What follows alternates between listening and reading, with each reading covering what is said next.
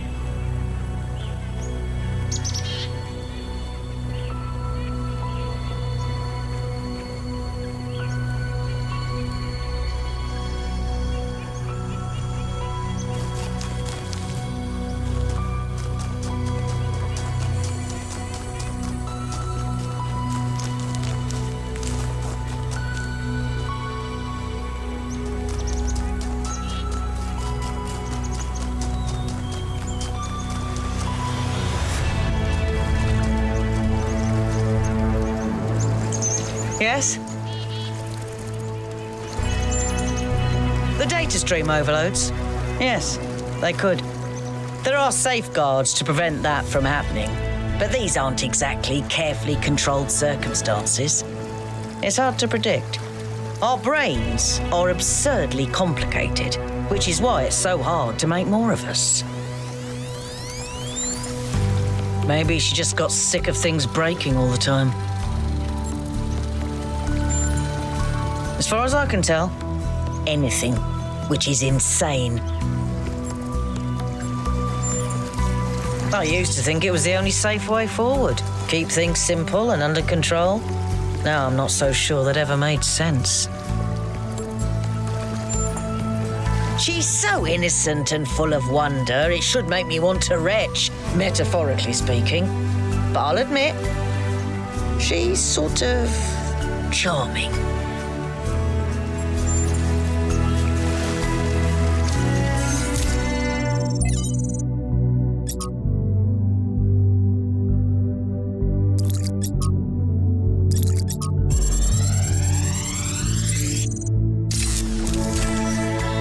Strap in, this is a long one. You may have heard the story of the carpenter who died to redeem humanity's sins.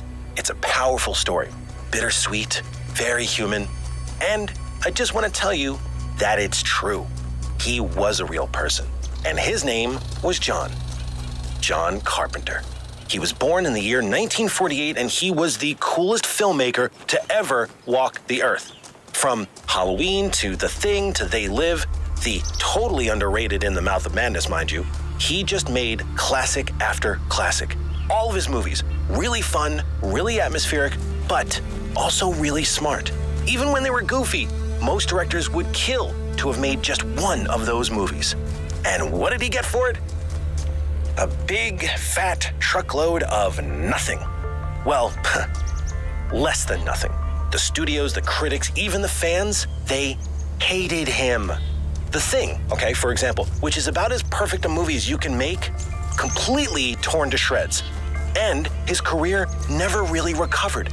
Every movie after that was a struggle, and after a while, he just got tired of it and quit. He only really came back to movies in his 70s. How many works of genius did we never get because of that? Look, I have a point here. People like Carpenter, people like Alex, they're not always appreciated in their own time. If you just do what's popular, you might never create anything important. Of course, we admire people who did the right thing, who didn't conform, but we only ever admire them after the fact. What matters is to support people when it's difficult.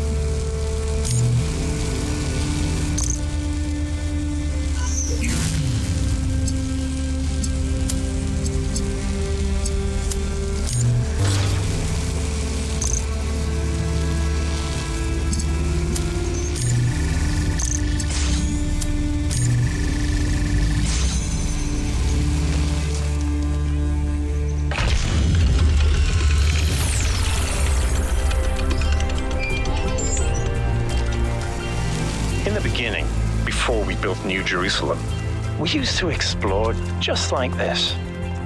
Small groups setting out for the horizon, looking for resources, trying to make sense of the world we'd been thrust into, trying to find a way forward. It was a hard time, but I can't deny that it was also exciting. I think it's part of our nature to be wanderers. Our ancestors crossed entire oceans on flimsy wooden boats just to see what else there was. Is it weird to feel nostalgic for a time I never experienced? I just think I could have contributed so much more back then. It's not weird, but it wasn't all sunshine. People died. Yemo, Calvin, Isaac. I know, Al. They were family to me. Sorry. I didn't mean to reopen old wounds. It's a legitimate point, but I don't think it invalidates the sense of wonder we felt. That's what kept us going. What can I do for you, 1K? I sure did. Not as well as Byron, but she was still around when I was born. I remember she came and talked to me after New Alexandria, told me how sorry she was. I never blamed her for that. It wasn't her responsibility. A lot busier than it is now. My most defining memory is that it was extremely noisy, because something was always being built. Got annoying after a while. It seems like something that could very quickly get out of control. You know that saying about good intentions? If we can solve problems by just making more people, how long before people just become a problem-solving tool? Our ancestors thought they could introduce new species to existing ecosystems, and it never turned out well. Like a lot of things Miranda says, it sounds pretty, but once you think about it, you start seeing the problems. For some reason, we'd convinced ourselves that New Jerusalem wasn't enough, that we needed another city. We thought it would be easier the second time around. All it takes is a little bit of arrogance and a little bit of ignorance, and people die.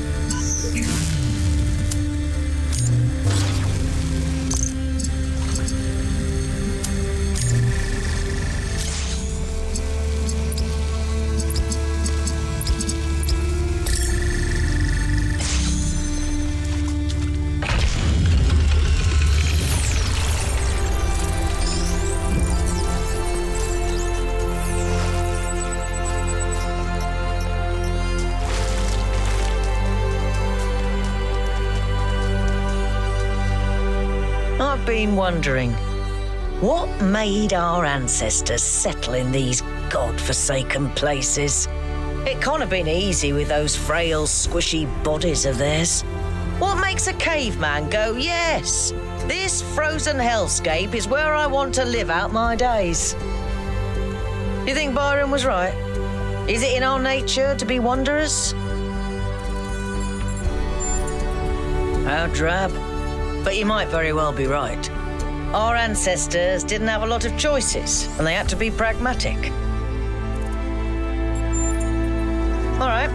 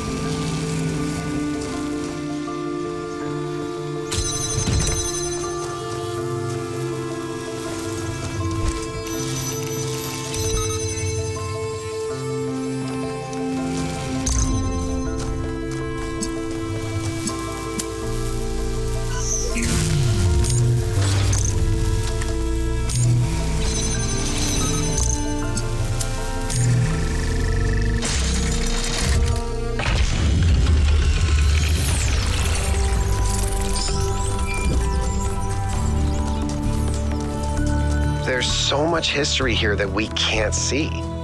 The founder must have walked these paths hundreds of times, maybe thousands.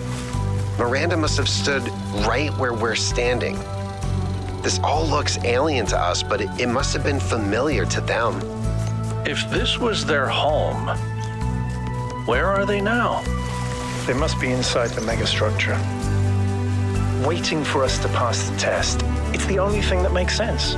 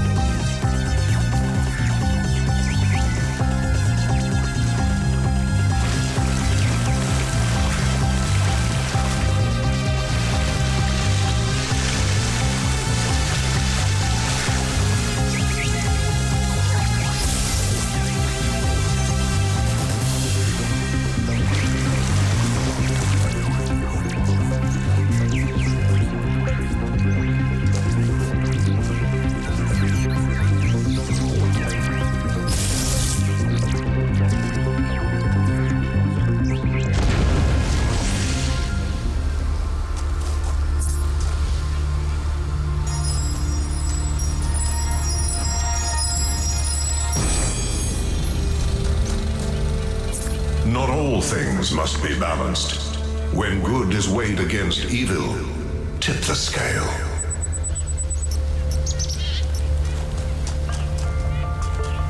I think that was more like a recording. The entity didn't appear, and the system didn't react either. Stars. Another reflection of the simulation.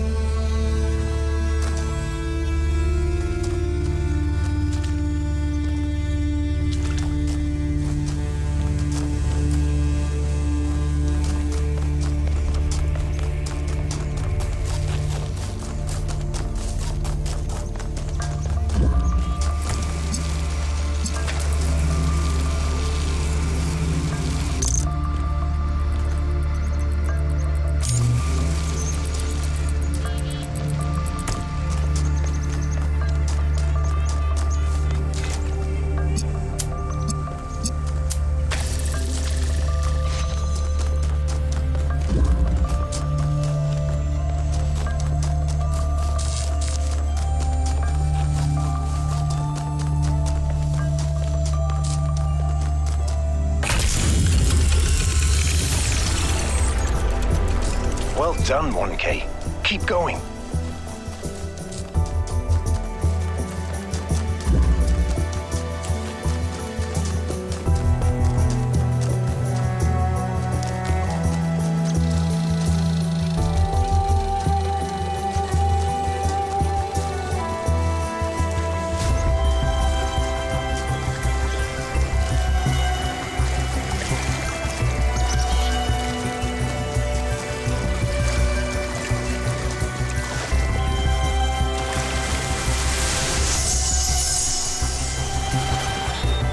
Is it possible that on some level, people want to believe that everything's going to get worse? That it's comforting to think that humanity is bad and every solution will just go wrong? Because that way you're never responsible. You never have to take on responsibility for anything outside yourself. Never have to grow up.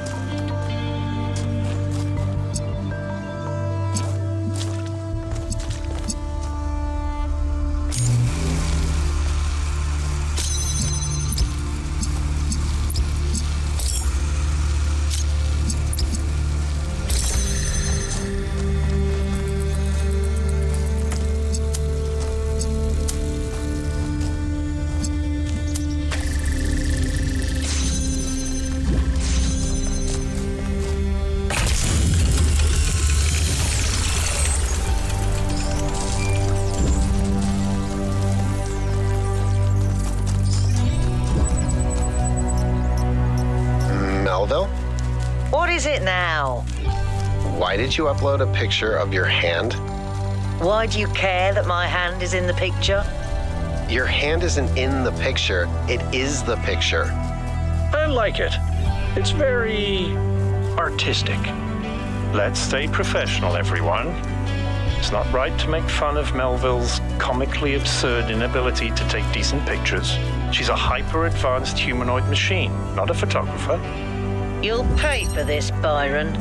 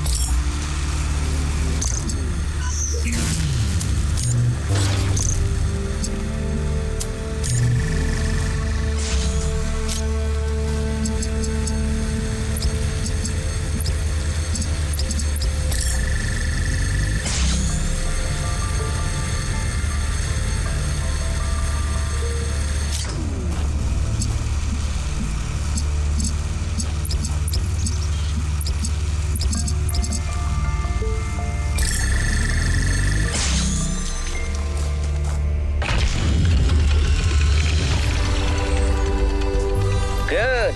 Let's get some measurements from this particle cloud.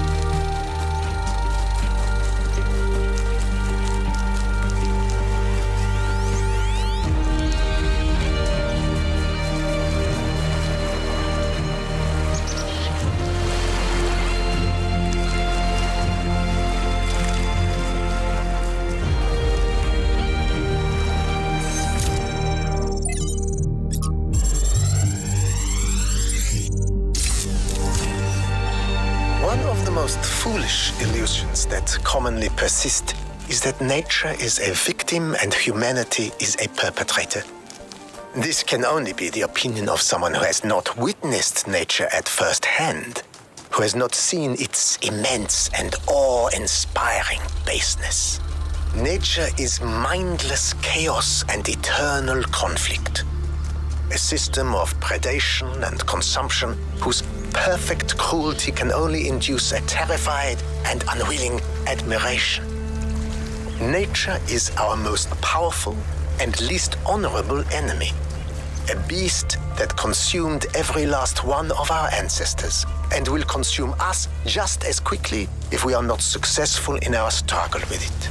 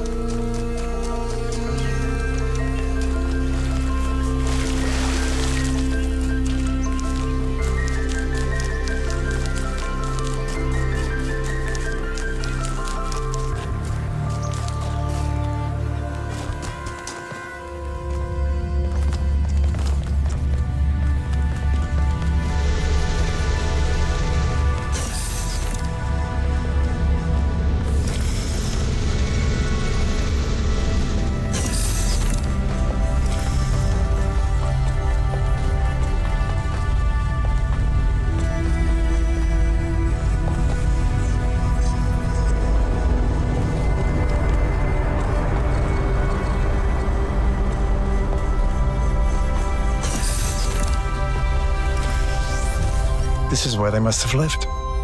Athena and Miranda. You know, for a moment, I almost expected to find them here. But the only thing that's still functional is the megastructure. I'm sorry. This must be awfully strange for you being thrown into all this history. But that's why I needed you. Because you're not burdened with all these memories and conflicts and regrets weigh on our minds like a nightmare.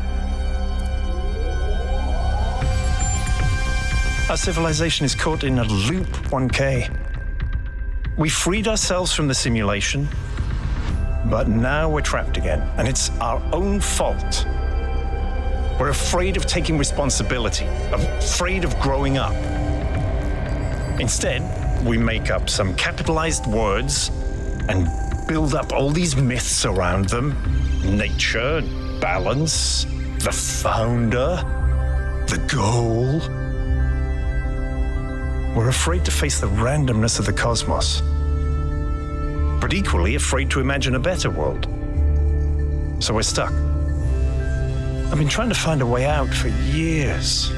Something, anything, to get people to understand that we do actually have free will. That building a thriving, expanding civilization doesn't have to involve repeating the mistakes of the past. But I failed. Over and over.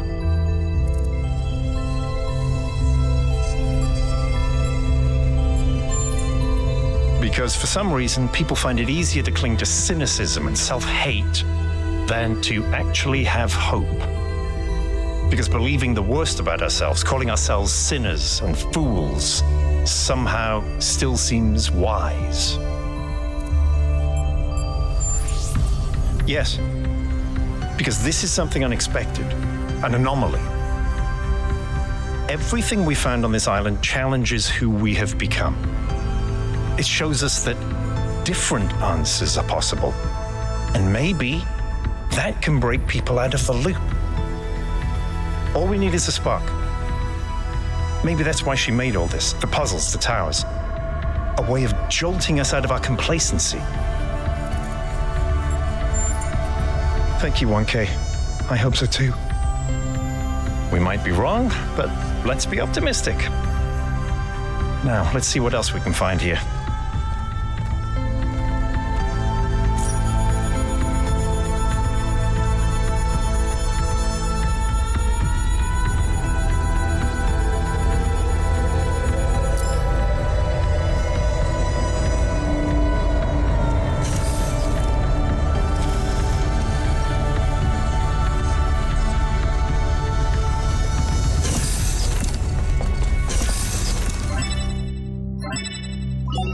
Melville, eyes on 1K's stream. Is this thing what I think it is? Blow my fuse box. It sure looks that way. Best not touch it until I get there. I think it's a somnodrome. It's a sort of analytics tool for processing mental data that Melampus streamed up. But all he ever did was sketch out the theory. As far as I'm aware, he never actually built one. Looks like the founder gave it a go. Well, what we know is that our deeper algorithms are hard to pass. Melampus stipulated that the computational power to interpret them in real time would always be beyond us. But in theory, the somnodrome would interpret that data and loop it directly to our senses. People were hoping to find answers to the big questions by having a conversation with our own subconscious. If you ask me, it's solipsistic at best, and pseudoscience regardless.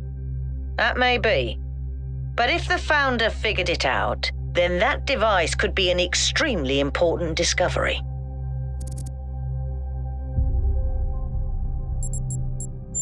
I agree. The data on that device could prove invaluable. Besides, you may have survived all those data stream overloads, but interface with that thing and you're liable to get bricked. Sounds like a plan. Melville, I'm shutting this thing down until you can get here. 1K, get on with exploring the rest of the lab.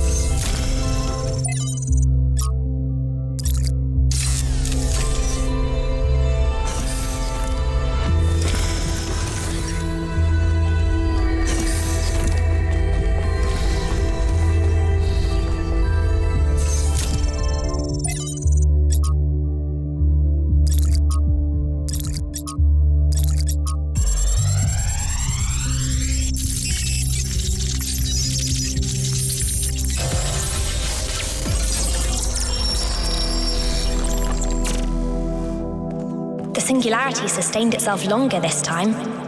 Did we get the data? We did. I think we just obsoleted quantum physics. Maybe. Let's not get ahead of ourselves. We need to be able to replicate these results. You know, I've been wondering. You told me that in the simulation, one thing that kept you motivated was looking for answers. Do you think that with the work we're doing, we'll ever run out of questions to ask? I don't think so. Trying to understand the universe means asking the same question over and over. How? How do you make fire? How do earthquakes happen? How does gravity work? How do particles behave? You keep digging deeper, finding another set of mechanisms, another set of hows. Step by step, you demystify reality. But then, if you keep doing it long enough, one day, you run out. You've answered all the hows. You know how the universe works. So, now what? Now you ask why? Isn't that the next step? It's not quite that easy. The question of why cannot be answered. Even if it could, it would only be followed by another why. At some point, you have to accept that it all just exists. But there is another set of questions. What's next? You've stripped away the layers of mystery, you've laid bare the machinery. Now you have to start building to add your own layers of meaning.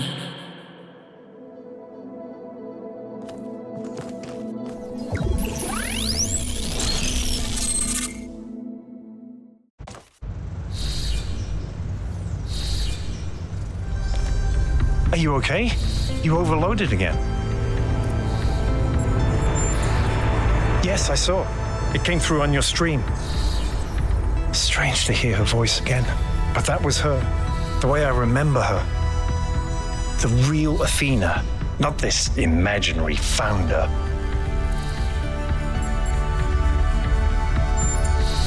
I was one of the first she woke up. There was just a handful of us in those days. A small family in the ruins of a dead civilization. It was hard. Harder than anyone can possibly imagine. We had nothing except what Alexandra Drennan and the Institute left us. Now that everyone lives in civilization, they don't understand how necessary it was for us to build that civilization. They can fantasize about living in balance, limiting growth, retreating behind our walls. They don't understand what it really means to live in the wilderness.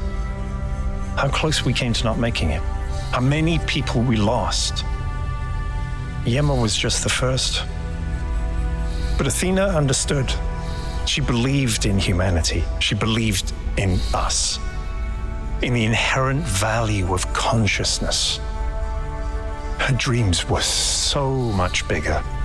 She wanted us to reclaim the earth, to reach for the stars, to build and grow and learn.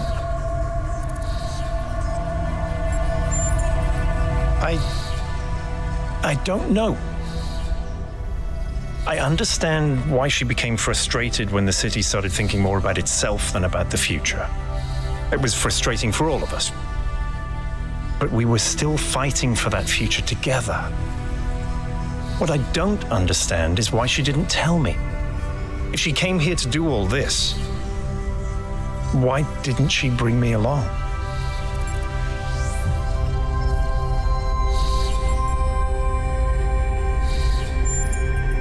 She did.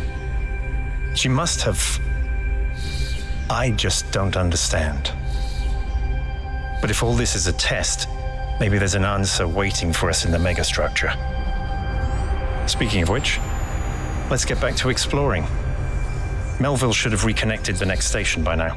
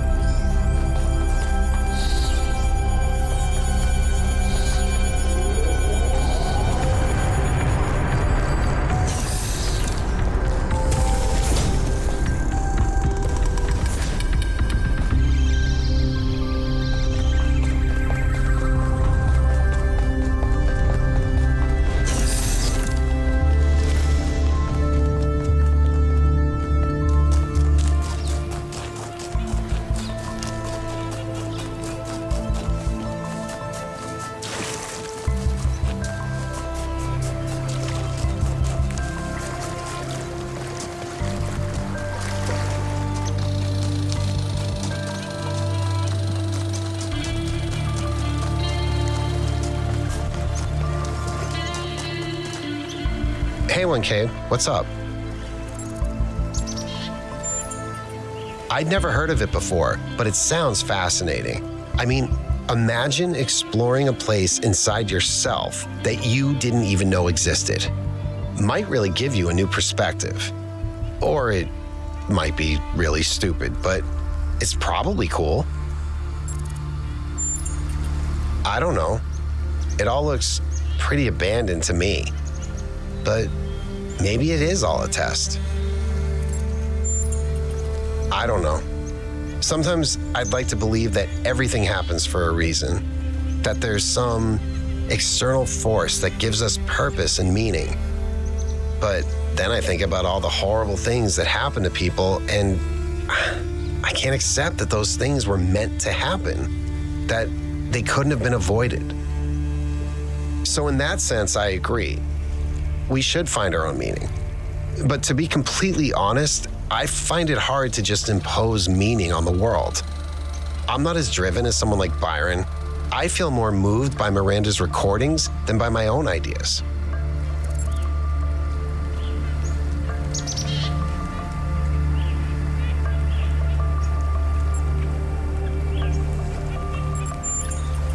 That's my biggest hope, that maybe I just need to find the right person.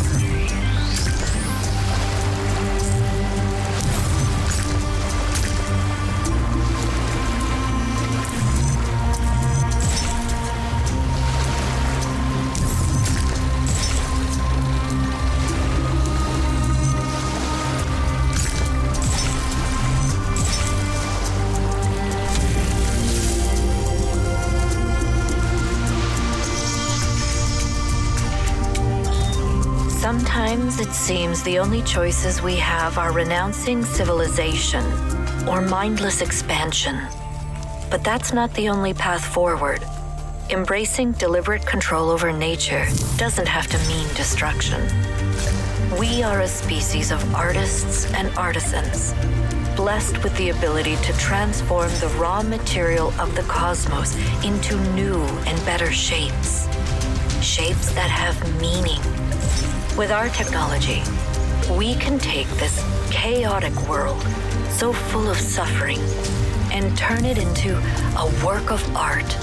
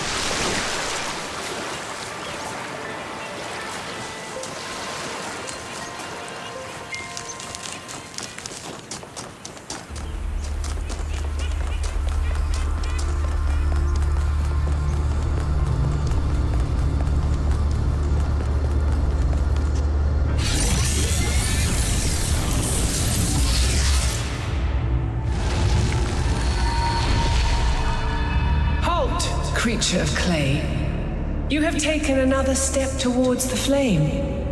Before you continue, ask yourself, have the gifts of Prometheus ever truly benefited your people? Or have they brought nothing but strife?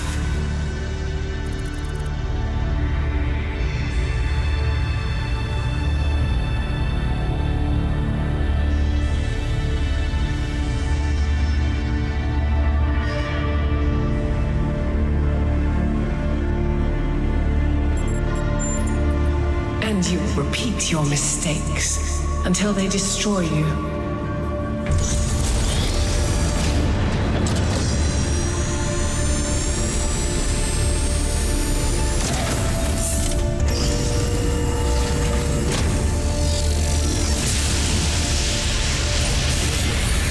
I've been thinking, there's 3 towers per cardinal direction and 3 entities. You'd think it would be symmetrically arranged, 1 tower per entity, right? But we haven't seen Prometheus at all. We're built to find patterns. Maybe we're trying to find patterns where there aren't any.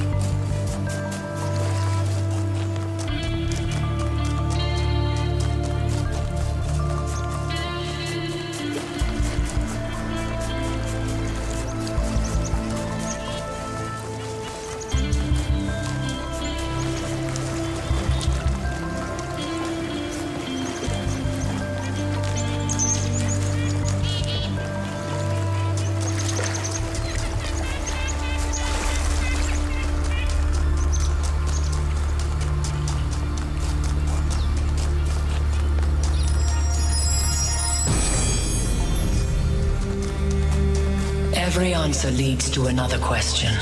The last answer leads to the first question.